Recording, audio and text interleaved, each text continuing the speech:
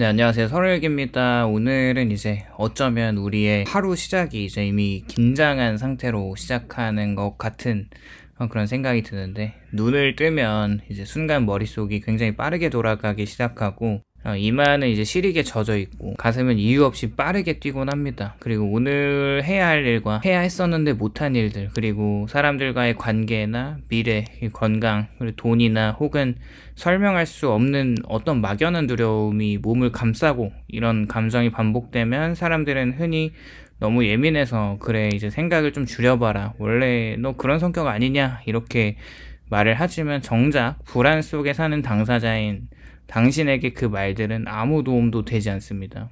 오히려 나는 왜 이것조차 고칠 수 없을까라는 자책만 키울 때도 있죠. 우선은 이런 불안을 없애려 하기보다 불안을 사실 이해하려는 태도가 중요한 것 같습니다. 사람들은 흔히 불안을 제거해야 하는 대상으로 생각을 하고, 하지만 불안은 본능적인 경고 시스템이고 누구에게나 존재합니다. 다만 그 감도가 지나치게 높아져 있는 사람들은 작은 변화나 이제 미묘한 위험 신호나 이런 사람들의 표정 같은 사소한 요소에도 경보가 울리는 것 뿐이죠. 그렇게 불안을 없애려 애쓸수록 그것은 오히려 더 커지고 더 선명하게 우리 앞에 나타납니다. 마치 생각하지 말아야지라고 할수록 그 생각이 계속 떠오르는 것처럼 말이죠. 그러므로 이제 첫 단계는 불안을 문제가 아니라 신호로 바라보는 것이 중요하다고 생각하는데, 지금 내가 왜 불안하다고 느끼지? 내 몸은 어떤 말을 하고 있는 거지? 라는 질문을 해보는 것만으로도 불안의 파도는 조금 느슨해지는 것 같습니다. 그렇게 생각을 또 해보면 우리는 인생을 살아가면서 수십 년 각자 개인이 경험했던 수많은 것들을 통해서 이제 그것을 입체적으로나 통합적으로나 자신의 가치관을 정립해 나가기 시작을 하는데요. 그렇게 저도 마찬가지로 지금까지 보고 듣고 경험했던 것을 토대로 앞으로 인생을 어떻게 살아가야 할지 계속 생각을 하고, 또 어떤 자세로 어떤 렌즈를 가지고 세상을 바라봐야 할지 결정을 하게 됩니다. 일단 모든 사람들이 살아가면서 갖는 공통점이 있다면 그게 불안인 것 같다는 생각이고요. 이 불안이라는 감정을 유발하는 수많은 요소들이 있지만 많은 사람마다 그 불안을 해결하는 방법은 또 다른 것 같다는 생각입니다.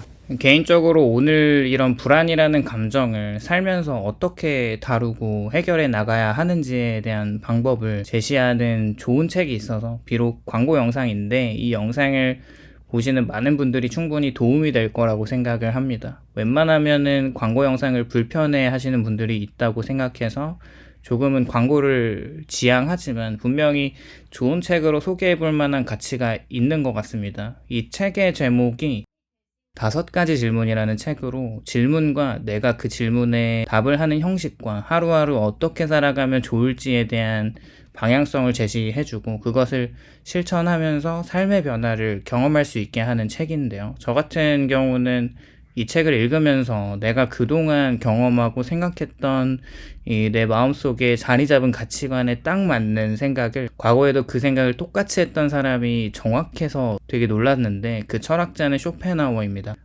인생을 살면서 불안함을 다룰 때 누군가는 막연하게 괜찮다, 뭐 다 잘 될 거야 라는 조언을 하면서 듣는 사람은 이제 기분이 좋아지고 정말 좋아질 거야 라는 생각을 하게 되는 사람들도 있지만, 사실 그 이야기를 들으면서 이제 지는 뭐 겪어보지 못한 그냥 막연한 낙관주의로 다 잘 될 거야 라는 말을 하면 그 문제가 해결이 되나? 뭐 이런 저런 생각을 종종 하곤 했는데, 사실 쇼펜하우어도 어렸을 적에 아버지와 함께 떠난 여행에서, 비록 아버지는 아들 쇼펜하우어가 더 큰 도시를 여행하면서 견문을 넓히고 좋은 경험을 하기를 원했지만, 정작 도시를 돌아다니면서 수많은 사람들, 공장에서 죽도록 일하는, 다 죽어가는 노동자들, 그리고 항구에서 죄수복을 입고 나오는 이 죄수들을 보면서 오히려 인생은 고통이다 라는 가치관을 확립하고 그 고통을 이겨내기 위한 몇 가지 방법을 제시하는데요.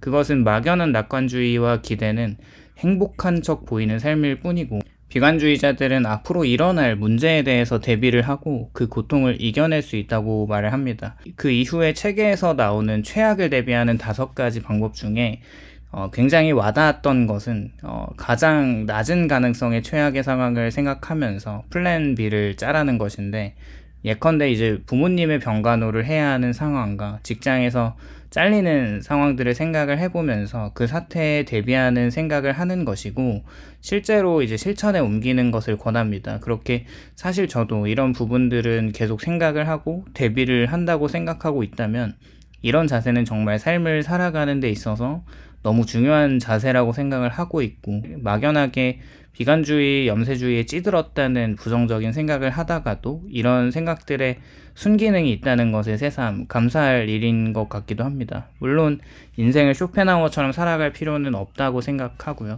인생에 있는 불안을 유발하는 고통과 실패나 좌절을 부르는 사건들은 오히려 또 나를 더 강하게 만들기도 한다는 거죠. 책에서 소개하는 이 철학자 중에 프리드리히 니체는 신은 죽었다라고 말했던 사람이기도 하지만 그와 견줄 만큼 유명한 말을 하기도 했습니다. 그것은 나를 죽이지 못하는 고통은 나를 더 단단하게 만든다는 것이고, 지금 내가 겪고 있는 불안과 고통이 나를 죽일 수 없다면 그것은 나를 더 강하게 만들 것이다 라고도 볼 수 있을 것 같습니다. 또 니체는 그의 저서인 선악의 저편에서 나를 불행하게 만드는 미움과 질투나 시기, 이 불안들을 잠재우기 위해서, 그것을 이기기 위한 싸움을 하다 보면 그 감정들이 더욱 커지게 되고 무의식 속에서 이제 괴물로 자라난다고 표현을 하는데, 그 감정의 그림자를 외면하는 게 아니라 온전히 받아들인다면 그것은 오히려 나를 더 힘들게 하지 않고 온전히 나 자신으로 살아갈 수 있다고 권합니다. 물론 계속 그 심연을 응시한다면 나도 모르게 내가 괴물이 되어 있을 수도 있으니까 너무 오랫동안 그 감정에 빠져 있지는 말라고 하기도 하죠. 그 외에도 플라톤이나 아우렐리우스나 루소, 러셀이나 장자, 맹자, 공자 등 동서양의 다양한 철학자들이 제시하는 불안과 비교의식, 나를 불행하게 하는 것들에 대한 생각을 하게 하고요. 내가 생각했던 이 방향만이 정답이라고 여겼던 것이 꼭 정답이 아닐 수도 있을 것 같은 그런 생각을 하게 해주는 것 같습니다. 오늘 하루 불안한 사람들, 이제 그 불안이 이상한 게 아니라 너무 자연스러운 것과 그 불안을 해결하고 다룰 수 있는 좋은 지침서를 한번 읽어보시면 좋은 인생의 방향성을 얻을 수 있을 거라고 생각합니다. 오늘도 영상 시청해주셔서 감사드리고, 공감이 되셨다면 좋아요와 구독을 부탁드립니다. 감사합니다.